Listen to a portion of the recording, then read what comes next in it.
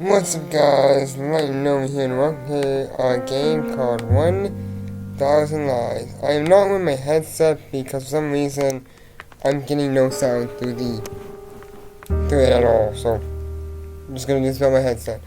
So yeah. Before we hop into this game, which is a visual novel, obviously, and I haven't done these for a while. I really want to get back into them. Last week, I tried to upload a video on Wednesday of Tales of Historia. 3 different recording softwares, and they all, for some reason, crashed. And on Friday, I tried to record Dokkan, which also crashed. So, at the moment, Dokkan and Historia are on hold. I'm gonna try stuff over the week to hopefully get a video out. I did something on Friday, but literally I didn't pull the new Goku or Vegeta. No new UI Goku and no new Vegeta. My little 600 stories I used to go through each 2 more times, which is another 8 summons on each, so. You know, if I decide to try another summoning video, I will totally do that on camera, and if I summon one off camera, I will try to do a video with that unit. Anyways, without further ado, let's hop in this game, and I know nothing about it, how long it is, so let us hop in. There's gonna be no sound because, well, headset. Much like the origin of our dreams, 3 used for the friendship out of unclear beginning. The innocence of their childhood souls knew nothing of the ulterior motives that the jaded mind of an adult might have. It's a pity that no decision knows a virtue, a fabrication, which lies beyond the chromatic spectrum of consequences that adults insist on simplifying only as either black or white. So they maintain that lies should not be told. Lying is wrong. With empty words, they wage their futile battle against human nature, pretending to know of what they speak. It's ironic how, rather than erasing lies by teaching us not to fabricate falsehoods, we learn to make them better. After all, who honestly sees the truth? We only open our ears to the confirmation of our biases or bases. And that's strange because, in my opinion, there is no one who is more sincere with their words than the greatest liar of them all. Me. No, I'm a great liar. But I don't lie on camera. Notes fell readily from my memory and onto the piano keys at my fingertips, recreating the trite sound of Maestro Debussy's esteemed melody. I played for no attentive listeners in no grand auditorium. Only one man fell within earshot of my tune. As weak with his words as with his posture, he shifted his eyes about in a mixture of fear and doubt. Even if I were to close my eyes, I could draw his features in the void with nothing more than my memories. Every feature, every pulsing movement, the signs on his face that age had yet to win his long battle against his youth. I can still taste the crisp, bittersweet flavor my mind gave to the air on the day I found him, staring so intently at the starry sky as if he wanted to leave the rest of the world behind. That infamous night, quietly overseen by Maestro Debussy, would change everything forever. Did I just change his name? Maestro Debussy. Come on, want to go see how haunted that mansion really is? The boy could hardly contain his statement as he spoke. His 2 friends, his only audience, frowned in response, reluctant to give him their answer. They couldn't be fooled by such superstitions as ghosts, nor were they motivated to spend their time disproving their existence. Yet somehow they just couldn't find it in themselves to say no to their eager friend, perhaps due to his eloquence, or to be frank, his persistence. Your entrance was heralded by abandoned spiderwebs, ramshackle walls, and frayed curtains. Unfortunately, there were no specters to speak of. The boy had little need of his ghost now, though, for the trembling signs of fear that gripped his friends severed more than adequately as entertainment for the day. So an interpede took point, leading his exploration party deeper into the dust-bound interior of the old mansion.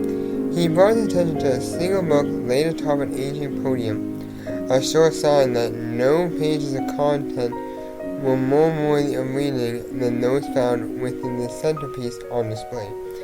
Its words were so legible, if only just, and apart from the rest of its treatise on keeping close relationships unbroken, it offered a dire warning. Desecrating that which does not belong to you will bring nothing but punishment. That which you love will inevitably become the greatest of your fears. When joined the Seiragi, 3 elements must become 2. Which one will you discard? Is there actually any pictures in this game? Because I haven't seen anything and I'm over 6 minutes in. I have no idea what it's about. Even amid a spell from a witch's book, the 3 youths lacked the knowledge to understand it. Nonetheless, they would soon regret having brought life to the words upon the page. I don't know, it looks about the steam. From out of the darkness, shackles appeared and bound the 3 together, with unbreakable chains that only they could see. Doomed to keep Ichigo's company eternally.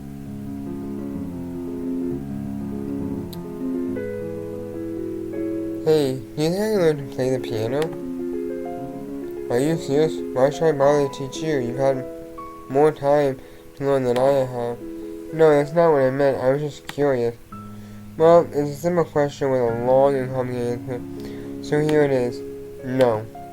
What? Why not? You really need me to spell it out for you? You're the expert. It shouldn't be hard to tell me what's wrong. What's wrong? Oh, where do I begin? For example, those sausage links you call your fingers, isn't any instrument that would accommodate you? It sounds like you're trying to make me go away. I've never heard of anyone not being able to play the piano for such a stupid reason. I suppose it depends on your goals. You can bang away at the keys to your heart's content, for example. You're not very good at this pep talk thing, you know.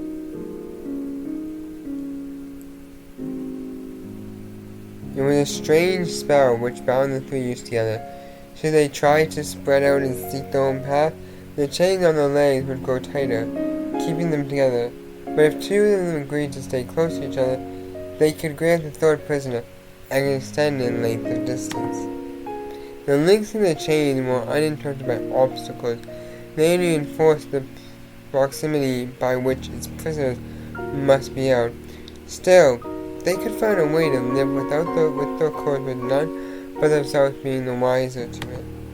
And how could anyone believe that 3 friends have been physically bound by a chain which should lose the sight of everyone but its prisoners, passes through all obstructions, and is untouchable to anyone else? Under the person they used to spend all their time together, none of them thought the incident would harm their lives too much. Using their imaginations, they could manage some way to go on with their lives.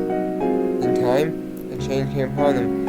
Just as the origins of their friendship remained unclear, so too would it be difficult to pin down just what had kept them united. The light of their childhood innocence would die a slow death, or perhaps even that innocence was another lie, fabricated to disguise their selfishness. Those were the thoughts which plagued the leader's mind as he began to silently ignore the faces of the ones he once called his friends, who had now become unrecognizable, oh my god, I can't speak today, to him. I butchered that word. And unable to find the words to form his apology, he chose to simply run away.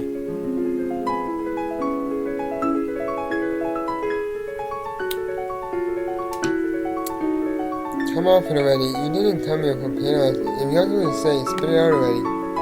But the kid merely choked on his words, unable to force his thoughts into the open air. You know, that thing. If you don't want to, you're a grown man and you can make your own decisions. You don't need me to tell you what to do. Just know that every choice comes with a price. I don't want you to come crying to me later as if I were responsible for your decisions. Through the corner of my eye, I could see that no amount of swarming language would drive him away. Yet he still milled about in his own indecisive. I sighed, audibly making my displeasure with our status quo abundantly clear. Fine, you want to know what made me want to learn how to play the piano? And I made an impromptu change of subject. Surprising myself, I was never one for improvisation. When I got close to the piano's melody, I pushed myself away from the keys. I raised my hands up as I played them alongside my voice. I'll tell you what spurred me on to play this instrument. It was after someone told me the most discouraging thing. That with fingers as thick as mine, I would never be able to play an instrument. So he ran, strung as his own loss of breath into the cruel chain. Straight mind rose up to remind him of the limited length. But that would not stop him. Surrender was beyond his understanding now. No senseless witchcraft would be allowed to outperform his willpower. He didn't care about the blood or the pain. He would keep on running, empowered by his will, even if his leg were to break.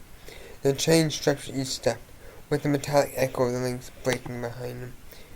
Groaning under the pressure, each link of the chain warped and bent to the breaking point, struggling to match the strength of his determination. So was that the course vanished into thin air, leaving no trace that it ever bound anyone together. Only then did he return to his senses to find what he had bled and suffered to gain. Solitude in a barren land, bereft of his peers. Even his footsteps had vanished in the trail behind him. He was truly alone. Never again would he be able to find the important people he had lost. 1,000 Lives. Chapter 1. Okay, so we just actually started the game now. Based on a true... Ooh, is it really based on a story? That should be true. Okay, so it's not a true story. Was that not really? It's based on a true story? No. Based on a story, that should be true. Finally. Ed and I know what you feel about me, but... it's not a time together. It's fun being with you, but you're a great friend, so you better not to lose that. I'm Kevin. I don't know what I'm playing. Why do you have to confess to me here and now? It's not you, it's me. It's that what you wanted to say. But the truth is that until now, I was the second choice. The back in case the forest came pin out. Am I wrong? No, it's not like that, I swear. That's precisely the issue, Ziva. I'm tired of ending my words with you, with everyone. I knew that nothing could ever be the same as how I felt. I thought you would accept my feelings and I was happy. I couldn't believe that someone like me connected with another person. Or that now I see that it's all fake. I've been thinking about it and now it's clear to me. One of us has been playing with his emotions while considering the consequences. And now you don't even have the courage to go back in spite of finding out the truth. Don't you see that with that attitude we can only hurt ourselves? I thought I loved and adored you. Now I'm not so sure. Maybe I was deceiving myself all those times we spent together, or maybe it's just my lack of experience. The only thing I do know is that we can't keep going down this painful road.